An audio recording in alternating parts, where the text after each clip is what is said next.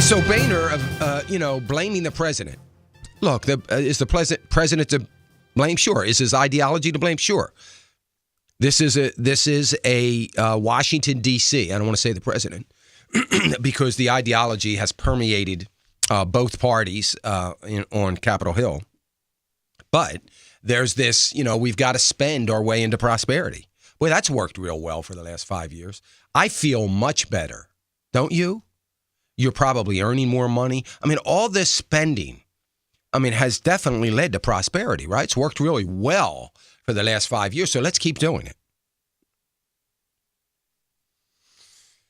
The Conservative Party in Canada looks like they are still on track for 2015 to a balanced budget in their government. Can you imagine? How good is that? Good for them. They could probably do a little bit better if they got the Keystone Pipeline approved. They're desperately trying to hand it to us. They don't want to go to China. But I wonder how long, their patience have far outlasted anything I thought they would last. I also have some comments here from Janet Yellen, but we got a full board, a lot of people on hold. Let's get to the phones. 866-300, 866-300-9298. Let me go to Bill. Bill's calling us from Virginia. Hey, Bill. Hey, how you doing? Morning. Good. Thanks for taking my call. Sure. I have a question. You always say get down to 60% and all that stuff with your stocks and stuff. Over the past few months, I've whittled down my stocks, and I'm down to like 25% in diversified and dividend-yielding stocks. But I have 47% in gold and silver ETFs and 11% in mutual funds, and the rest is in cash. Should I sell more stocks or sell the mutual funds, or you think I'm hanging in there okay? No, I would not. How old are you, Bill? 63, and I'm retired. Yeah. Is any of this money that you may someday depend upon to supplement your income? I don't think so. I hope not. But good. Okay. You never know. Not. Right. I would be a little bit concerned with that, Bill. I just feel like you need some more cash. Unless so say this particular portfolio you're talking about is only 50% of all that you have, and you have a whole lot more sitting in cash somewhere. If that's not the case, I would be a little concerned, and I would be especially concerned over the gold and silver ETFs. I think it's a high position. I am very skeptical. The gold ETFs, first of all, are going to suffer. They're not going to outperform gold itself because of the mining companies they have that have just gotten clobbered. I think they continue to see downward pressure from some of the miners. I always question. I have no basis for this questioning, but I've got to question whether they physically have all of this gold and silver. But at the same time, I just think it's a little bit of a higher position. You're probably down in those. Right. Well, yeah. So I'd hate... not a whole lot. Not a whole lot? Okay, good. Yeah. Well, I would like to see you at least reduce that a little bit and turn that into cash and leave it sit in the money market for a while, because the way you're diversified right now, there is a possibility that maybe those the gold assets, the ETFs, could take a big dive, and maybe you buy into them with some cash to shore up the rest of your position that you've left there. But to me, that's a very high percentage. Right. And, it's not, if it were physical gold, I would have a little bit of a different viewpoint on it. But even physical gold and silver, it's still a very high percentage. We always have to remember just some basic fundamental stuff about the markets and categories and classifications of different sectors. And gold and silver are considered, always have been, always will be, a speculative commodity, meaning they're a little bit more risky than some other commodities, and certainly more risky than stocks or bonds. So I don't think that's ever going to change, and I don't want to see. So right now, if we are in a recovering economy, like some think, I don't happen to be in that camp, but if we are, then that gold is going to go down, and it could stay down for an extended period of time. And I'm okay with some of it. Like I said, you already have it. I wouldn't get out altogether, but I would reduce it. I'd like to see it reduced at least 10 or 15%. Oh, really? Okay.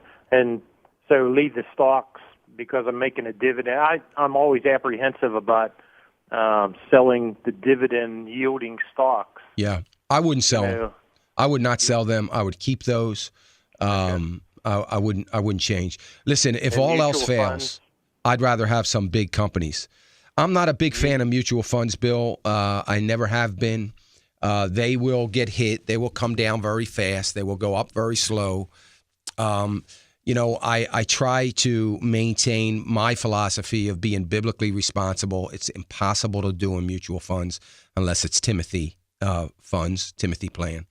Other than that, I'm not a big fan of mutual funds. And remember, if you have mutual funds, you have stocks, and you have ETFs, you probably have duplicate, diversification. So, there's some of the stocks you have in mutual funds you might already own. Some of the you might have mutual funds that have gold and silver ETFs in it. So you own that. So oftentimes it's not, if they're bond funds and you've ridden them down, then keep them. There's no sense of getting out of a bond fund at this point. So I would hold those. But if they're stock funds or international funds, stock funds, if they're any kind of stock funds, I wouldn't have them. I appreciate it. All right, Bill. Thank you for the call. Thank you very much. Thank you. Let me go to Arvid. Arvid in Oregon. Arvid? Yeah, good morning. Good morning. Delightful show you have. I've just been listening for a couple of weeks now. Thank you. Dan, I have a IRA retirement account. I'm 60 years old, and I'm very concerned about the printing of money and buying of bonds with that.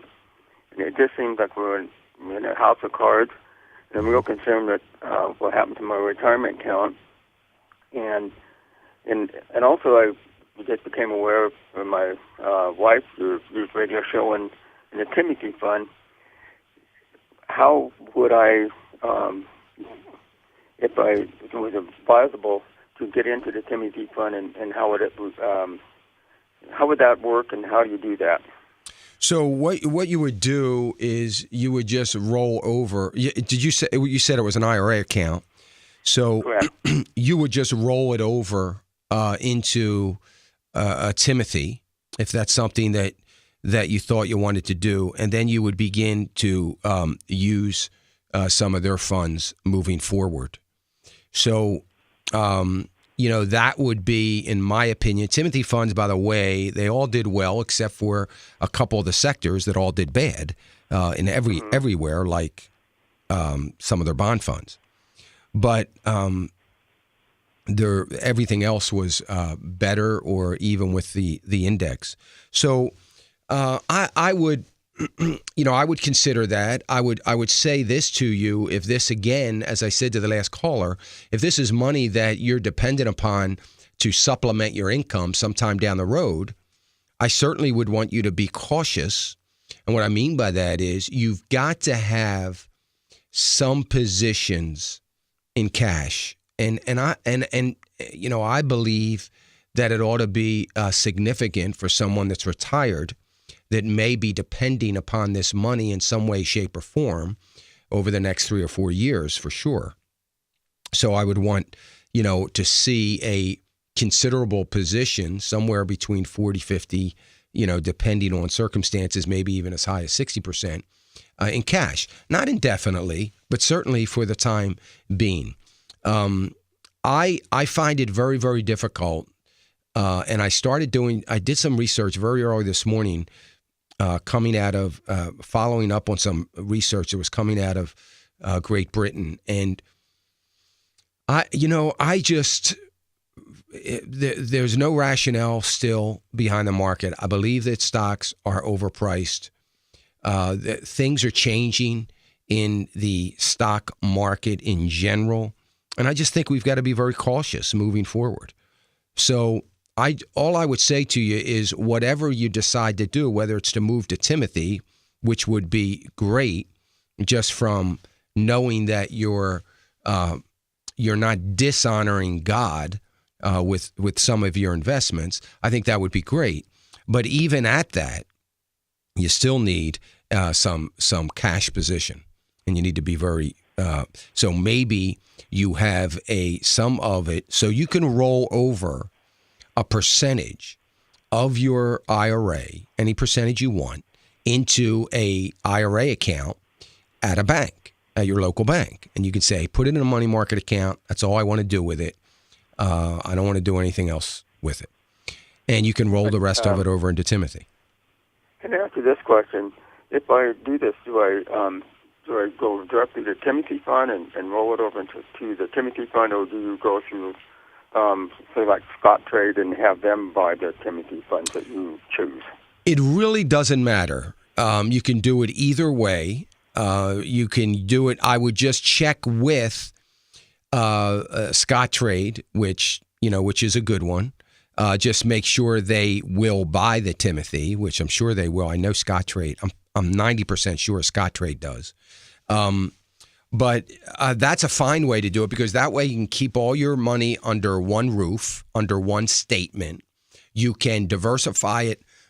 What you don't have in Timothy, you can put in their money market account. So that makes a lot of sense. So certainly that would be a great plan. Well, thank you very much. I really appreciate your calm, considerate presence on the radio.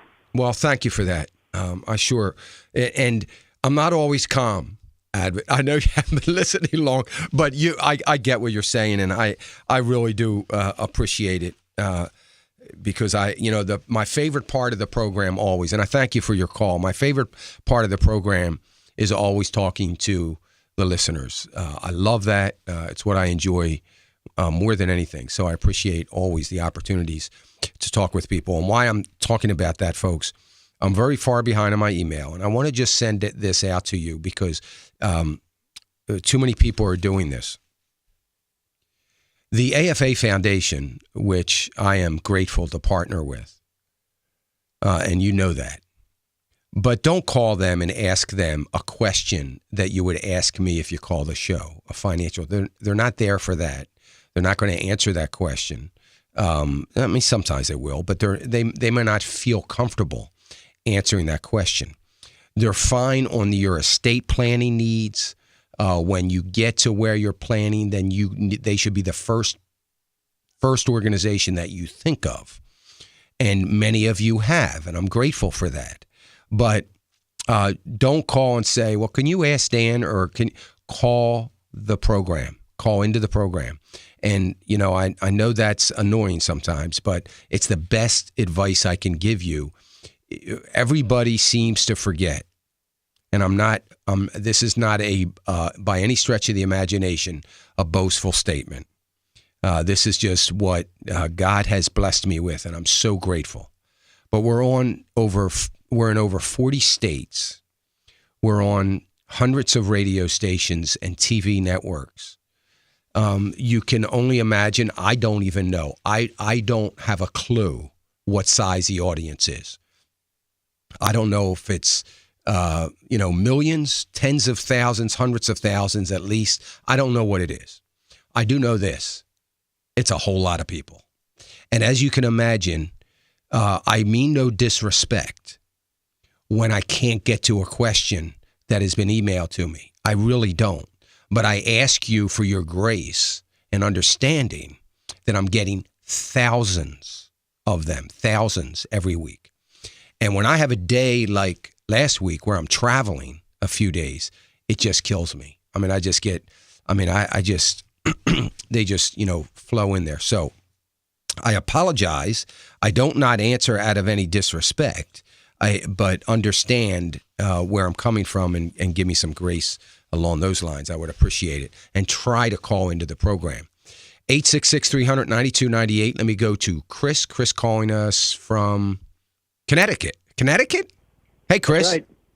Well, I didn't know. How are you here in the program? On the internet. Oh, okay. Great. Yeah, hi, Dan. Long time, first time here. And I just want to say thank you so much for everything that you do for the little guy. Really appreciate it. Thank you for that, Chris. Dan, 2 quick questions. For the past 18 months, I've been allocated about 70% in cash, fixed, and other conservative funds. And I was wondering if that would be too conservative for somebody 40 years old. I would say so, Chris. I would like to see you. Are you talking primarily in an IRA account or just in general? Correct. Everything. IRAs, Okay. my Roth, and their 401ks from old jobs. Okay. Yeah, I think it's a little too conservative, Chris. I mean, I'm not. I mean, I'd like to see you at least take another 20%, and start to think about weaning into some stocks. It's good, solid. Don't get caught up in the small cap kinds of. These things are going to go through the roof and all. Stick to the steady, strong, large companies, and I think that would be wise for you to do that. Okay, sounds great. Thank you. Chris, I'm going to put you on hold because I'm right up against a break, so I'm going to come right back to it. Sounds like you got another question, so I'll be right back to you. You're listening to American Family Radio Network Financial Issues. I'm Dan Celia. It's great to be here. We're going to get right back to the phones, 866-300-9298. I'll be right back.